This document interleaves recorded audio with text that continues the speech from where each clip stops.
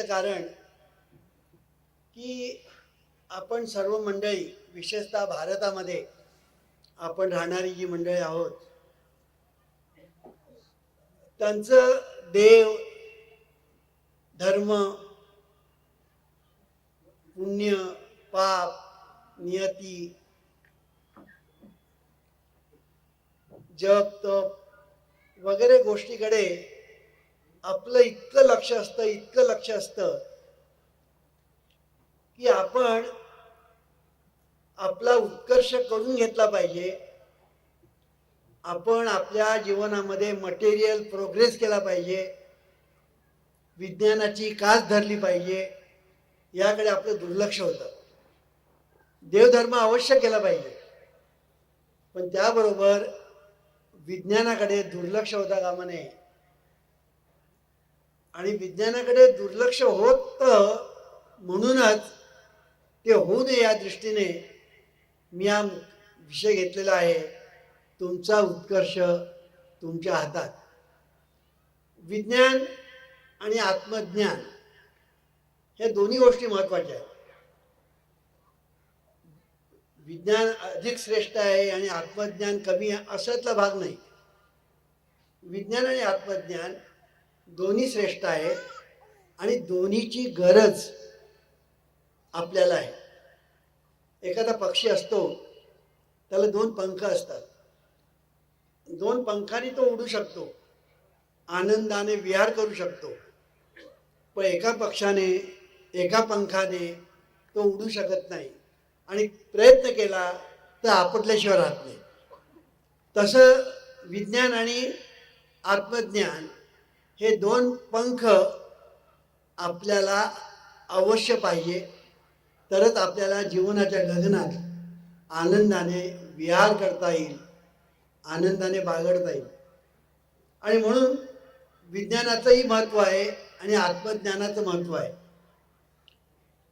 उत्कर्ष आणि उन्नती असे दोन शब्द आम्ही नेहमी वापरतो. उत्कर्ष म्हणजे मटेरियल प्रोग्रेस आणि उन्नती म्हणजे सायको स्पिरिच्युअल प्रोग्रेस. या दोन्ही मिळून प्रगती. प्रगती जेव्हा आम्ही म्हणतो तेव्हा प्रगतीमध्ये दोन्ही भाग येतात, उत्कर्ष आणि उन्नती. म्हणून उत्कर्ष पाहिजे, उन्नती पाहिजे. उत्कर्षाला बॅलन्स करण्यासाठी उन्नती पाहिजे. आज आपण विज्ञानाची नुसतीच कास धरली आणि आत्मज्ञानाकडे जर दुर्लक्ष केलं किंवा झालं तर आज जगाच्या पाठीवर जे काही आपल्याला दृश्य दिसतं आहे ते म्हणजे आपण विनाशाच्या उंबरठ्यावर उभे आहोत. विज्ञानाने प्रगती खूप केली, प्रचंड प्रगती केली, इतकी प्रगती केली की आज आपण विज्ञानाचे अनेक चमत्कार अनुभवतो सामुदायिकपणे. पण जर आपण आत्मज्ञानाची कास धरली नाही तर हेच विज्ञान आपल्या नाशाला कारणीभूत ठरण्याची शक्यता अधिक आहे. आणि म्हणून आत्मज्ञान आणि विज्ञान या दोन्हीची कास धरणं आवश्यक आहे आणि त्याला आम्ही प्रगती म्हणतो. आम्ही हे सतत सांगत असतो की आपल्या राष्ट्राची प्रगती म्हणजे उत्कर्ष आणि उन्नती म्हणजे मटेरियल प्रोग्रेस आणि सायको स्पिरिच्युअल प्रोग्रेस होणं आवश्यक आहे. आणि त्या दृष्टीने आपण प्रथम विचार धरायला पाहिजे. विचार आपण धरतच नाही तर काहीच होणार नाही. एक लक्षात ठेवायचं की आज जगामध्ये जर आपण विचार केला तर आपल्याला असं दिसून येईल की 99.99% लोक अनिष्ट विचार करतात. चांगले विचार करण्याची त्यांना सवयच नाही. आणि त्याचा परिणाम असा झालेला आहे की जगात सर्व ठिकाणी दुःख पसरलेलं आहे असं आपल्याला दिसेल. जगात देव सर्व ठिकाणी आहे की नाही वाद करता येईल, तो वादाचा विषय होऊ शकेल. पण जगामध्ये सर्व ठिकाणी दुःख भरलेलं आहे हे वादातीत आहे. ह्याचं कारण का? याचं कारण लोक समजतात की बाबा संसार हे दुःखामुळे आहे, संसारामुळे जीवनामध्ये सगळं दुःख निर्माण होतं, म्हणून संसार सोडला पाहिजे, उद्योगधंदा सोडला पाहिजे, बायका मुलांना सोडलं पाहिजे, घरदाराचा त्याग केला पाहिजे आणि संन्यास घेतला पाहिजे, साधू व्हायला पाहिजे, अशा तऱ्हेचं आपला एक समज होऊन बसलेला आहे. आणि परिणाम असा झालेला आहे की संसाराच्या डोक्यावर सगळं खापर फोडलं आपण आणि आपण चुकीच्या मार्गाने गेलो. जीवनविद्याला हे मान्य नाही. जीवनविद्या असं सांगते की दुःखाचं जे मूळ आहे ते संसार नाही, बायका मुलं नाही, तर दुःखाचं मूळ हे अनिष्ट विचार करण्याची जी पद्धत आहे, जी स्टाईल आहे, जी आपल्याला सवय आहे, ती सवय आपल्या सर्व दुःखाला कारणीभूत ठरते. आणि म्हणून जर आपल्याला विचार चांगले करायला शिकणं आणि विचार चांगला धरायला शिकणं, पहिली गोष्ट ही आपल्याला शिकायला पाहिजे. आणि म्हणून जीवनविद्येने पहिला प्रथम तुम्हाला विचार धरायला शिकवलं. काय विचार धरायला शिकवलं?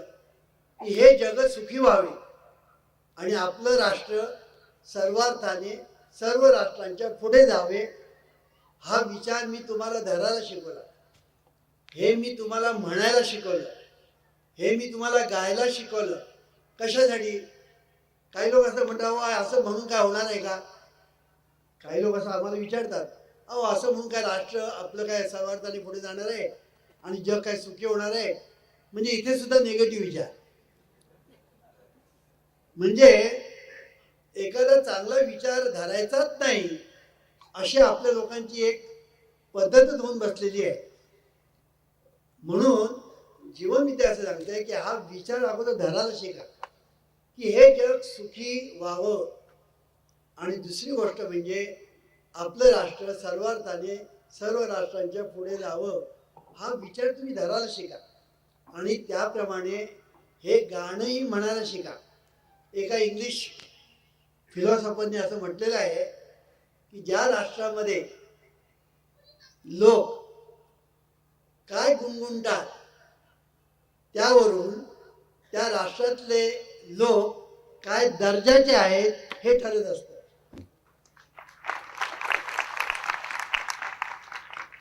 किती सुंदर सांगितलंय बघा की राष्ट्रातले लोक काय गुणगुणतात त्यावर त्या राष्ट्रातले लोक काय दर्जाचे आहेत हे ठरलं जातं. आणि म्हणून हे गाणं तुम्ही गुणगुणत राहा, कारण त्या गाण्यामध्ये जो विचार आहे तो विचार हळूहळू हळूहळू तुमच्या बहिर्मनामध्ये रेंगाळेल, रांगेल, रांगत राहील आणि हळूहळू हळूहळू हळू तो अंतर्मनात जाईल, अंतर्मनामध्ये रुजेल आणि एक दिवस आपलं राष्ट्र सर्वार्थाने सर्व राष्ट्रांच्या पुढे गेलेलं आहे.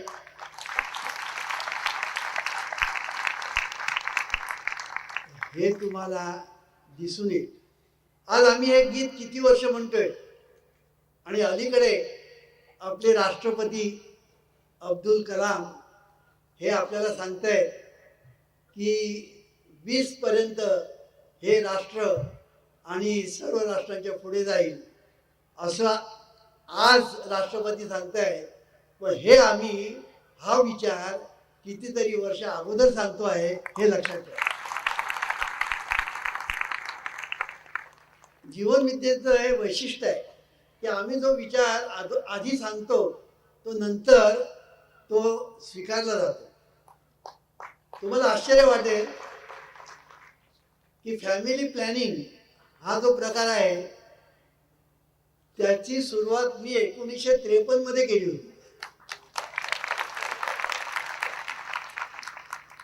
त्याच्यावर मी प्रवचन केलं 1953 मध्ये आणि त्यानंतर मी पुस्तकामध्ये तो एक प्रकरण लिहिलेलं आहे, सुखी जीवनाचे पंचशील, ह्याच्यामध्ये तो विषय आणलेला आहे. सांगायचा मुद्दा काय की फॅमिली प्लॅनिंग सुद्धा 1953 मध्ये, त्याच्यानंतर बरीच वर्षानंतर आपल्या भारताने फॅमिली प्लॅनिंग स्वीकारलं. हे मी काय सांगतो आहे की आम्ही जे सांगतो ते पुढे स्वीकारलं जातं, आणि म्हणून हा विचार तुम्ही धरा. विचार धरणे फार महत्वाची गोष्ट आहे. कारण एक विचार तुम्ही एकदा धरलात ना की त्याचे परिणाम काय होतात आणि कसे होतात. तुम्हाला आता एक उदाहरण देऊन सांगतो. तुम्ही एखाद्या तळ्याच्या काठी उभे राहा किंवा बसा. त्या तळ्यामध्ये पाणी कसं संत असतं, शांत असतं. समुद्रामध्ये जशा लाटा तसं तिथे नसतं, शांत पाणी असतं. आता तुम्ही एक लहानसा दगड घ्या आणि असं पाण्यात टाका. त्या ठिकाणी पहिलं एक, ज्या ठिकाणी दगड पडतो त्या ठिकाणी असं सर्कल निर्माण होतं. त्या ठिकाणी असं एक सर्कल निर्माण होतं, बारीक बारीक सर्कल निर्माण होतं. लगेच दुसरं सर्कल निर्माण होतं, लगेच तिसरं सर्कल निर्माण होतं, आणि ते मोठं मोठं मोठं मोठं मोठं होत संबंध तळ्याला व्यापून टाकतं. हे जर तुम्ही अनुभवलं नसेल तर तुम्ही मुद्दाम कोकणात जा, मुद्दाम तळ्याच्या काठी जा, जिथे तळी असतील तिकडे, आणि हा प्रयोग करून बघा. तुम्हाला असं दिसेल की एक दगड टाकला आपण, तरंग त्या ठिकाणी बारीक उठला, बारीक सर्कल झालं, आणि मोठं होत होत त्या तळ्याला व्यापून टाकलं. तसं आपल्या जीवनामध्ये एक विचारधारा, एकच विचार की हे राष्ट्र सर्वार्थाने सर्व राष्ट्रांच्या पुढे जायला पाहिजे आणि हे जग सुखी व्हायला पाहिजे. एवढा एक विचार झाला आणि पहा जीवनामध्ये काय होतं. काय गंमत अशी आहे की हा विचार आपण धरला तर त्याचे फायदे आपल्याला अनेक दृष्टीने होत असतात, अनेक दृष्टीने होत असतात. की हा विचार आपण धरला ना की पहिला फायदा होतो तो आपल्यालाच होतो. पहिला जो फायदा होतो ना तो आपल्यालाच होतो. कारण चिंती परा ती येई घरा, ही जी म्हण आहे की आपण जे चिंतन करतो ना की प्रगती, या राष्ट्राची प्रगती व्हावी आणि हे राष्ट्र सर्वार्थाने सर्व राष्ट्रांच्या पुढे जावं, असं आपण जो विचार धरतो त्याने आपली प्रगती व्हायला लागते आपल्या जीवनामध्ये, त्याने आपण सुखी व्हायला लागतो आपल्या जीवनामध्ये. ह्याचा अनुभव तुम्ही घेऊन पहा. गंमत अशी आहे, लोक विचारतात का वामनराव प्रार्थना म्हणून काय कधी असं काय होतं काय म्हणून, म्हणजे इथे पुन्हा निगेटिव्ह की तुम्ही प्रार्थना म्हणून पहा, पण मी सांगतो त्या पद्धतीने, मी सांगतो त्या पद्धतीने म्हणून पहा. की प्रार्थनेमध्ये सुद्धा काय आहे, प्रार्थनेमध्ये विचार आहे. बाकी आहे काय प्रार्थनेमध्ये, प्रार्थनेमध्ये विचार आहे. आणि या विचारांचं जे सायन्स आहे, जे शास्त्र आहे, ते इतकं प्रभावी आहे की 2+2 म्हणजे 4, हे जसं तसं हे सायन्स ऑफ थॉट ज्याला आपण म्हणतो ते इतकं प्रभावी आहे की ते तुम्हाला म्हणायला सुरुवात केली की तुम्हाला रिझल्ट दिल्याशिवाय राहत नाही. हे सायन्सच आहे. आणि हे सायन्स असल्यामुळे तुम्ही सायन्सच्या दृष्टीने त्याच्याकडे जर पाहिलं तर तुम्हाला असं दिसेल की तुम्ही म्हणायला सुरुवात केल्यानंतरच तुम्हाला अनुभवायला लागते. म्हणायला सुरुवात करा तुम्ही, अनुभवायला लागते. पण इथे एक अडचण आहे, म्हणजे अशी की एक म्हणजे लोकांना असं वाटतं की हे म्हणून काय होणार, आणि दुसरी गोष्ट म्हणजे हे विचार, चांगले विचार धरणं, प्रार्थना म्हणणं किंवा चांगले विचार धरणं ही गोष्ट वाटते तितकी सोपी नाही. कारण सवयीचा जो आपण गुलाम झालेलो आहोत, आपण सवयीचे गुलाम झालेलो आहोत, आणि त्या सवयीचे गुलामामुळे आपण चांगले विचार करण्याची आपल्याला सवयच नसल्यामुळे आपल्या मनामध्ये नेहमी वाईट विचार येतात, अनिष्ट विचार करण्याची आपल्याला सवय लागते, आणि ते अनिष्ट विचार आपल्या जीवनामध्ये अनिष्ट करत असतात. हे आपण सब विसरून गेलेलो आहोत. म्हणून जीवनमित्येचं हे जे तत्वज्ञान आहे ते तत्वज्ञान सांगतं की हे राष्ट्र सर्वार्थाने पुढे जायला पाहिजे, पण ते कसं जाणार तेही सांगतं. असं नाही की बाबा सांगितलं आणि मोकळे झाले. कसं, तुम्ही हुशार व्हायला पाहिजे, तुम्ही बुद्धिमान व्हायला पाहिजे, तुम्ही ज्ञानी व्हायला पाहिजे. तर हे राष्ट्र सर्वार्थाने सर्व राष्ट्राने पुढे जाईल. जर तुम्ही निर्बुद्ध राहाल त्याचा परिणाम एवढाच होईल की तुम्ही अंधश्रद्धेच्या आहारी जाल. अंधश्रद्धेच्या आहारी जर तुम्ही गेलात तर तुम्ही दैववादी बना. दैववादी बनलात की प्रयत्न करणार नाही, नशिबात असेल त्याप्रमाणे घडेल असं तुम्ही म्हणाल. आणि शेवटी तुम्ही असं म्हणाल की व आपल्या हातामध्ये काय आहे, आपल्या हातामध्ये काय नाही. पराधीन आहे जगती पुत्र मानवाचा, दोष ना कुणाचा, असं म्हणून तुम्ही पराधीन होऊन बसाल, दैवाधीन होऊन बसाल, प्रारब्धाधीन होऊन बसाल. प्रयत्न करायचे तुम्हीच राहून जाईल आणि तुमची प्रगती कधी होणार नाही. आणि म्हणून ह्याच्यासाठी जीवनविद्या असं सांगते की पहिली म्हणजे तुम्ही बुद्धिमान व्हा. बुद्धिमान व्हा. पण बुद्धी म्हणजे सद्बुद्धी हेही लक्षात ठेवलं पाहिजे. कारण बुद्धीमध्ये दोन प्रकार आहेत, सद्बुद्धी आणि दुर्बुद्धी. दुर्बुद्धीचा अर्थ काय? जो देवापासून दूर, त्याची बुद्धी म्हणजे दुर्बुद्धी. ज्याची बुद्धी देवापासून दूर गेलेली आहे ती दुर्बुद्धी, आणि ज्याची बुद्धी देवाच्या जवळ आहे ती सद्बुद्धी. सत हा शब्द वापरलेला आहे. सत चित आनंद, त्यामध्ये जो सत हा जो शब्द आहे तो सद्बुद्धी. आणि म्हणून आपली जी बुद्धी आहे ही सद्बुद्धी पाहिजे. सन्मती म्हटलेलं आहे की बुद्धिवान लोक या जगामध्ये खूप आहेत, पण ते बुद्धीचा आपण वापर कसा करतात हा महत्वाचा भाग आहे. एक लक्षात ठेवा, आपले सगळे पुढारी बुद्धिमान आहेत बरं का. नाही, मी मस्करी करत नाही, खरं सांगतो मी तुम्हाला, त्याशिवाय ती पुढारी होत नाही. एक लक्षात ठेवा, माणूस, कुठलाही माणूस मोठा होत नाही. मग तो आमदार होईल, खासदार होईल, नगरसेवक, तो मोठा होतो, तो उगीच होत नाही. त्याच्याजवळ काहीतरी असतं म्हणून तो मोठा होतो. त्याच्याजवळ काहीतरी बुद्धी असते म्हणून तो मोठा होतो. पण मोठा झाल्यानंतर त्या बुद्धीचा वापर तो कसा करतो हे महत्वाचं आहे.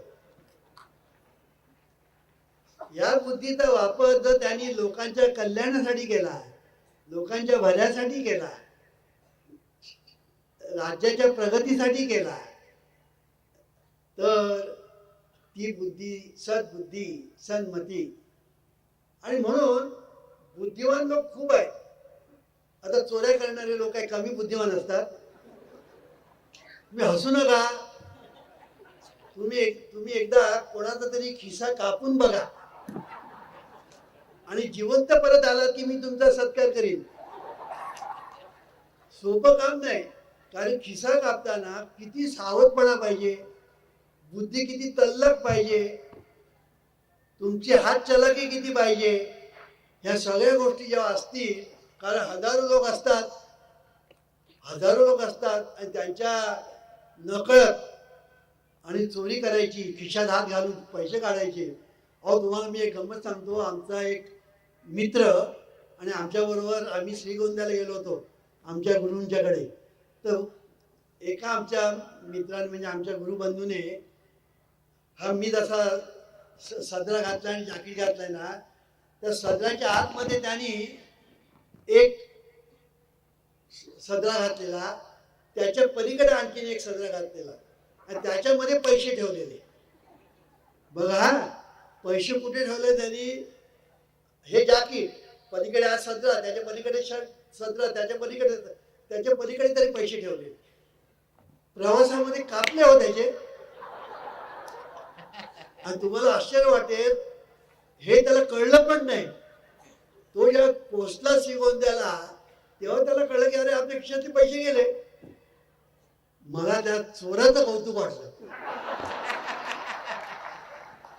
काय बुद्धिमान, कुठे आतल्या ठेवलेले पैसे तो चोरतो, म्हणजे बुद्धिवान. ह्या माणसाने जर आपल्या बुद्धीचा चांगला वापर केला तर जगाचं कल्याण करेल.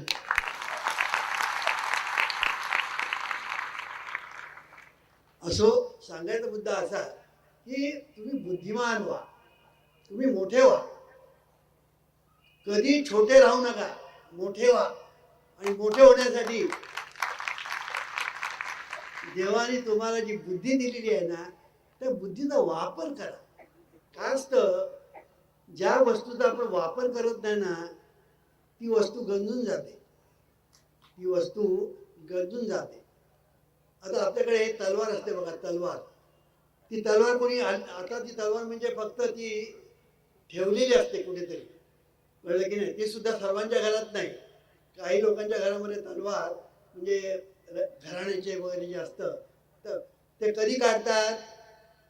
काही कम्युनिटीमध्ये अशी एक पद्धत आहे की त्या लग्नामध्ये त्या मुलीचा जो मामा असतो, त्या मामाने त्या आपल्या भाचीचं रक्षण करण्यासाठी तो पाठीमागे असा तलवार घेऊन उभा राहतो. म्हणजे आम्ही बघितलं म्हणून सांगितलं. तर सांगायचा मुद्दा आहे, तलवार तरी कधीतरी काढलेली असते. तलवार जर वापरलीच नाही तर ती गंजून जाणार, तर ती गंजून जाणार. कुठलंही शस्त्र वापरलं नाही ते गंजून जाणार. तसं बुद्धी हे सर्व शास्त्रांचंही शस्त्र आहे. सर्व शस्त्रामध्ये सर्वात श्रेष्ठ शस्त्र म्हणजे बुद्धी. या बुद्धीचं काय वैभव सांगावं. ज्ञानेश्वर महाराज सांगतात, बुद्धीचे वैभव. काय सुंदर शब्द ज्ञानेश्वर महाराज वापरतात बघा. ज्ञानेश्वर महाराजांचं सगळंच म्हणजे अलौकिक. बुद्धीचे वैभव, काय शब्द आहे. बुद्धीचे वैभव अन्य नाही तुझे, एका केशी राजे सगळं. ह्या बुद्धीचं वैभव काय सांगावं, की या बुद्धीच्या बळावर माणूस चंद्रावर गेला. काय बुद्धीचं वैभव पहा. म्हणजे बुद्धीचं वैभव एवढं की चंद्रावर जाणं काय सोपं काम आहे. की आपली पृथ्वी फिरते आहे, चंद्र फिरतो आहे, त्या पृथ्वीच्या कक्षेच्या बाहेर जायचं, पुन्हा त्या चंद्राच्या कक्षेत जायचं, पुन्हा त्या चंद्रावर उतरायचं आणि तिथून पुन्हा खाली सगळ्यांशी बोलायचं. हे काय बुद्धीचं वैभव ज्याला आपण म्हणतो ना, ते आपल्याला इथे बघायला मिळतं की माणूस बुद्धीच्या बळावर चंद्रावर गेला. पण आमच्या भारतातले लोक काय म्हणतात, म्हणजे एक माणूस माझ्याकडे आला, म्हणजे वामनराव काय म्हणाले, हे चंद्रावर गेले आणि तिथून काय आणलं हो त्यांनी. मी म्हटलं काय आणलं. अहो त्याने तिथून दगड आणले, दगड. म्हटलं त्यातला एक दगड तू. आम्हाला दगडाशिवाय काही दिसतच नाही, कळलं की नाही. काय जर झालं की लगेच दगड मारायला सुरुवात. काय हो, काही होऊ दे, दगड मार. काय आपण दगड झालेलो आहोत. त्याचं कारण आपण दगड झालेलो आहोत, म्हणून दगड मारण्याची बुद्धी होते, कळलं की नाही. आणि चंद्रावरून काय आणलं तर दगड म्हणजे काय, तुला सांगणार आहे का आम्ही काय आणलं म्हणून. ते सांगणं आम्ही दगड आणलं. आणि तुझ्यासारख्या दगडांना वाटणार खरंच त्यांनी सांगितलं म्हणून. असं सांगायचा मुद्दा. बुद्धीचं वैभव काय सांगावं. प्रतिसृष्टी निर्माण करण्याचं सामर्थ्य बुद्धीत आहे. बुद्धीमध्ये सामर्थ्य प्रतिसृष्टी. आज विज्ञानाने ते कार्य केलेलं आहे. विज्ञानाचं कौतुक किती करावं की विज्ञानाने आज प्रतिसृष्टी निर्माण केलेली आहे. परमेश्वराने जी सृष्टी निर्माण केलेली आहे त्याच सृष्टीच्या आधाराने. कारण कुठलेही जे शोध लागले जातात त्याला आधार शेवटी परमेश्वराचाच असतो, हे लक्षात ठेवायचं. कारण शेवटी पंचमहाभूतं काय शास्त्रज्ञांनी निर्माण केलेली नाही. ती पंचमहाभूतं ही परमेश्वराकडून निर्माण झालेली आहे. आणि त्याचाच वापर करून निरनिराळे जे शोध आपल्याला, इन्व्हेन्शन ज्याला आपण म्हणतो किंवा डिस्कवरीज म्हणा, त्या सगळ्या आपल्याला करता येतात. ते सांगायचा मुद्दा असा की प्रतिसृष्टी आहे. सृष्टी परमेश्वराने निर्माण केली किंवा त्याच्याकडून निर्माण झाली, तर प्रतिसृष्टी निर्माण करण्याचं कार्य माणूस करतो, सायंटिस्ट करतो, विज्ञान करतो.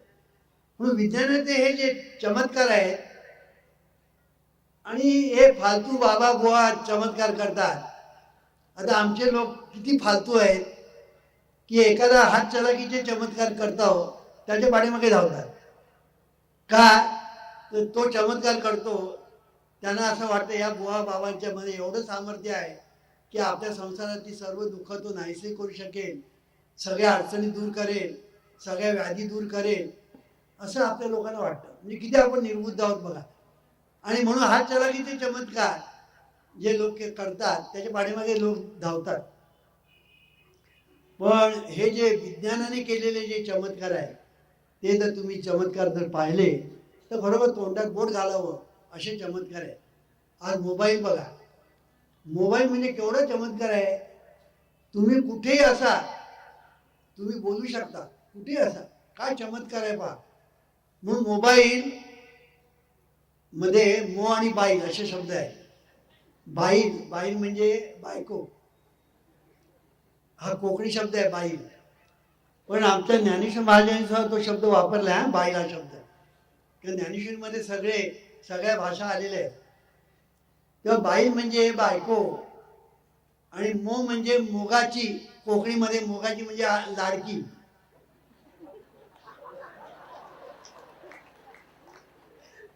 आता ह्या मोबाईल ही आपली लाडकी बायको झाली, कारण ती सतत कानाकडे कुजबुज करत असते. आपली बायको तरी कुजबुज करत नाही कानाकडे सारखी, पण मोबाईल सारख्या कानाकडे. असं सांगायचा मुद्दा असा की विज्ञानाने केवढी प्रगती केलेली आहे. म्हणून आपण विज्ञानाकडे दुर्लक्ष जर केलं तर आपण आपल्या पायावर धोंडा मारणार, आपल्या पायावर धोंडा मारणार. आणि मग कोणी यावं, एखादा माणूस बावळट असतो बघा, कोणी यावं आणि टपलीत मारावं. अशी काही काही बावळट माणसं असतात, कोणी यावं टपलीत मारावं. आम्ही लहानपणी करायचं होतं, कळलं की नाही. एखादा बावळट मुलगा असला ना की आम्ही टपलीत मारायचो. तसं आपलं राष्ट्र जर बावळट राहिलं, बुद्धिमान झालं नाही, विज्ञानाकडे दुर्लक्ष केलं तर कोणी फालतू राष्ट्र आपल्याला टपली मारेल, आपल्याला गुलाम सुद्धा करेल. आणि म्हणून याच्यासाठी विज्ञानाकडे दुर्लक्ष अजिबात होता कामा नये. विज्ञानाची कास धरली पाहिजे. आणि म्हणून मी तरुणांना हेच सांगेन की तुम्ही निरनिराळ्या क्षेत्रामध्ये रिसर्च करा, निरनिराळे शोध लावा आणि त्या शोधाच्या बळावर या हिंदुस्थानला सर्व राष्ट्रांच्या पुढे न्या असं मी सांगेन.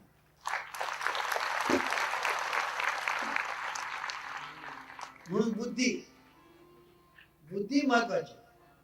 म्हणून बुद्धिवान व्हा हे सतत आम्ही लोकांना सांगत असतो. बुद्धिवान व्हा, निर्बुद्ध राहू नका, बावळट राहू नका. अहो बावळट माणूस म्हणजे बावळट नवरा बायकोला सुद्धा आवडत नाही, कळलं की नाही. माणसाने कसं रुबाबदार असलं पाहिजे, कळलं की नाही. ते बावळट आहे की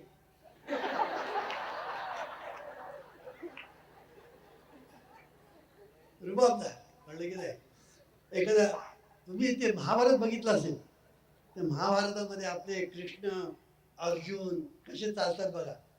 मला तर इतकं कौतुक वाटतं ते जेव्हा चालतात ना, ते बघत राहायचं मी त्यांच्याकडे. काय रुबाबात चालतात ते, कळलं की नाही. असा रुबाब पाहिजे, कळलं की नाही. प्रत्येक भारतीयांमध्ये असा रुबाब पाहिजे.